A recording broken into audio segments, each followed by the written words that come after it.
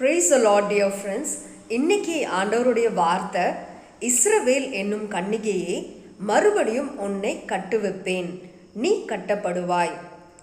அதாவது நீங்கள் ஒரு காலத்தில் ரொம்ப சந்தோஷமாக இருந்திருப்பீங்க, சமாதானத்தோடு இருந்திருப்பீங்க, ஒரு நல்ல வேலையில் இருந்திருப்பீங்க, குடும்ப வாழ்க்கையில் எல்லாரோடமும் ஒரு ஐக்கியத்தில் இருந்திருப்பீங்க. நிறைவான தேவனுடைய ஆசீர்வாதங்கள்னால லைஃப்பில் கஷ்டன்றதே என்னன்னு தெரியாமல் ஒரு லைஃப்பை நீங்கள் வாழ்ந்துட்டு இருந்திருப்பீங்க.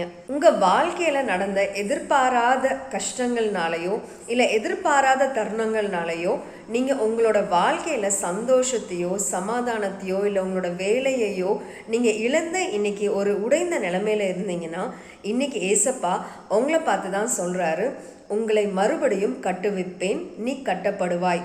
ஏதோ ஒரு காலகட்டத்தில் இதையெல்லாம் தொலைச்சாச்சு. ஆனால் தேவன் இன்னைக்கு இந்த நாளை நீங்கள் ஆரம்பிக்கிறப்போ உங்களுக்கு நினைவு கூறுற ஒரு விஷயம் என்னென்னா, இதையெல்லாம் மறுபடியும் தேவன் உங்கள் வாழ்க்கையில் கொடுப்பாரு. இடிந்து போன உங்கள் வாழ்க்கையை தேவன் கட்டுவிப்பார். நீங்களும் கட்டப்பட்டவர்களாக காணப்படுவீங்க. ஐ டியர் ஃப்ரெண்ட்ஸ், நாளைக்கு பார்க்கலாம்.